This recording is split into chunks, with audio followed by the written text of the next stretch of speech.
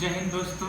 आज हम लोग संविधान के अति महत्वपूर्ण भाग मौलिक अधिकार के बारे में चर्चा करेंगे और जानेंगे मौलिक अधिकार क्या है। मौलिक अधिकार भारतीय संविधान के भाग 3 के अनुच्छेद आर्टिकल 12 से 35 तक मौलिक अधिकार के बारे में उल्लेख किया गया है और इसके बारे में हम लोग जानेंगे।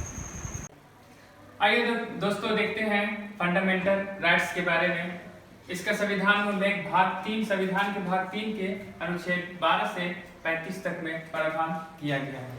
मूल रूप से संविधान में 7 मूल अधिकार दिए गए थे जो इस तरीके से है।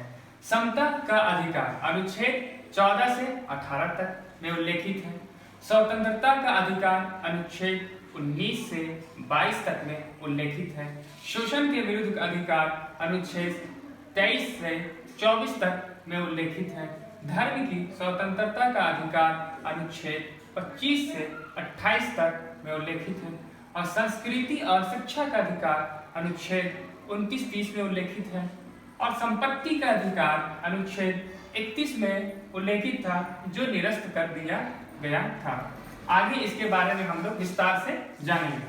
संवैधानिक उपचारों का अधिकार अनुच्छेद 32 में इसका उल्लेख किया गया है। इसको हम लोग विस्तार से जानेंगे।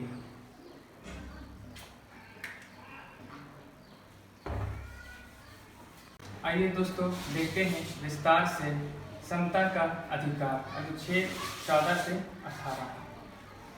विधि के समक्ष समता एवं विधियों का समान संरक्षण अनुच्छेद 14, यानी कानून के नजर में सबको बराबरी मिलेगा, सबको समान संरक्षण मिलेगा अनुच्छेद 14 के तहत। धर्म, मूलवंश, लिंग और जन्म स्थान के आधार पर विभेद का प्रतिषेध अनुच्छेद 15, यानी कोई भी मजहब से हो, कोई भी जाति से हो, कोई भी उसका लिंग हो, कोई भी जन्म स्थान हो, इसके आधार पर भेदभाव नहीं हो।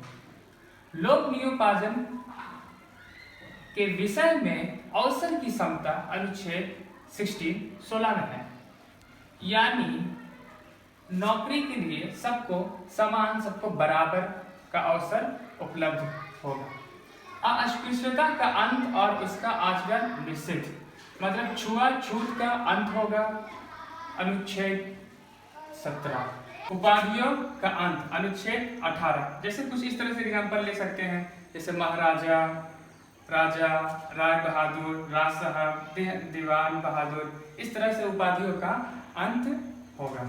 स्वतंत्रता का अधिकार हम लोग देखते हैं विस्तार से। स्वतंत्रता का अधिकार 19 से 22। 6 अधिकारों की सुरक्षा, वाद एवं अभिव्यक्ति की, यानी बोलने की आजादी, सम्मेलन, शांतिपूर्ण सम्मेलन करने की आजादी, संघ, समूह, समिति बनाने की आजादी, संचरण कहीं भी आने जाने की और हिंदुस्तान में कहीं भी बस जाने की आजादी, वित्त और कोई भी कारोबार करने की आजादी अनुच्छेद 19 उपलब्ध कराता है। अपराधों के लिए दोष सिद्धि के संबंध में संरक्षण अनुच्छेद 20 कहलाता है। कहने का मतलब है कि जो दोषी है उसको खुद को बाध्य नहीं किया जाएगा अपने खिलाफ गवाही देने के लिए, नंबर 1। और जब वो कोई गुनाह किया था उसको उसी दौरान के कानून के हिसाब से उसको सजा मिलेगी और एक बार के लिए उसको एक ही बार सजा मिलेगी, बार बार उसी को सजा नहीं मिलेगी। प्राण एवं दैहिक स्वतंत्रता का संरक्षण, मतलब जीवन का अधिकार, निजता का अधिकार, स्वास्थ्य का अधिकार अनुच्छेद 21 उपलब्ध कराता है। प्रारंभिक शिक्षा का अधिकार अनुच्छेद 21 का, मतलब 6 से 14 वर्ष की उम्र के बच्चों के लिए निःशुल्क पढ़ाई राज्य सरकार कराएगी। कुछ दशाओं में गिरफ्तारी और निरोध से संरक्षण अनुच्छेद 22, यानी जब किसी भी अभिव्यक्ति को पुलिस पकड़ने के लिए आती है तो वो पूछ सकता है कि मेरा गुनाह क्या है और मुझे किस चीज़ में ले जाया जा रहा है, और जब ले जाता है तो उसे अपने वकील से परामर्श करने की छूट दी जाएगी और 24 घंटे के अंदर मजिस्ट्रेट के पास उसको हाजिर किया जाएगा और आने जाने में जो समय लगेगा वो 24 घंटे के अंदर नहीं जोड़ा जाएगा। अगर सुप्रीम कोर्ट के अनुसार अगर 24 घंटे के अंदर उसे मजिस्ट्रेट के पास हाजिर नहीं किया गया तो सुप्रीम कोर्ट के आदेश के अनुसार उसको रिहा करना होगा। और हम लोग देखते हैं आगे।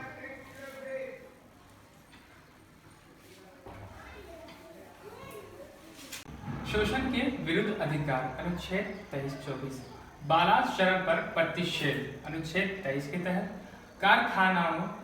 कारखानों आदि में बच्चों के नियोजन का प्रतिषेध। 24 धर्म की स्वतंत्रता का अधिकार हर व्यक्ति को किसी भी धर्म को अपनाने व उसके अनुसार पूजा अर्चना इबादत करने का समान अधिकार अनुच्छेद के तहत उसको उपलब्ध है।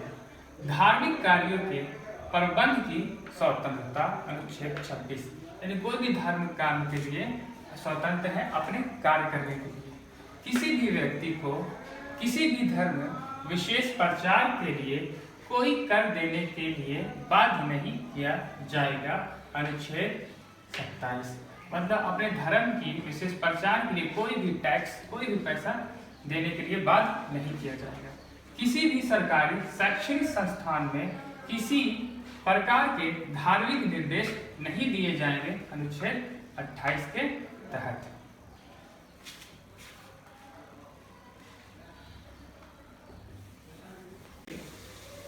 संस्कृति और शिक्षा का अधिकार अनुच्छेद 29-30 में इसका प्रावधान किया गया। अल्पसंख्यकों की भाषा, लिपि और संस्कृति सुरक्षा का प्रावधान किया गया है अनुच्छेद 29 में। और देखते हैं दोस्तों, अल्पसंख्यकों की अपनी पसंद की शैक्षिक संस्थानों की स्थापना करने और उन्हें संचालित करने का अधिकार अनुच्छेद 30 में किया गया है। मतलब कोई भी हम अल्पसंख्यक कॉलेज, यूनिवर्सिटी, मदरसा कुछ भी अपने भाषा की सुरक्षा के लिए कर सकते हैं संचालित।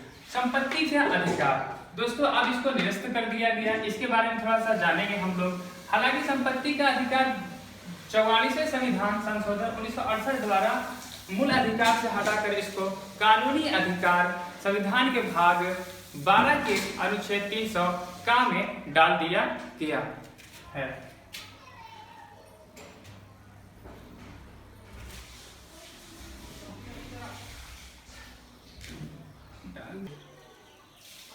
दोस्तों संवैधानिक उपचारों का अधिकार आर्टिकल 32 इस आर्टिकल के बारे में डॉक्टर भीमराव अम्बेडकर का कहना है कि ये हमारे संविधान की आत्मा है, कुंजी है। यहाँ तक डॉक्टर भीमराव अम्बेडकर का कहना है कि आर्टिकल 32 अनुच्छेद 32 को संविधान से हटा दिया जाए तो संविधान शून्य हो जाएगी।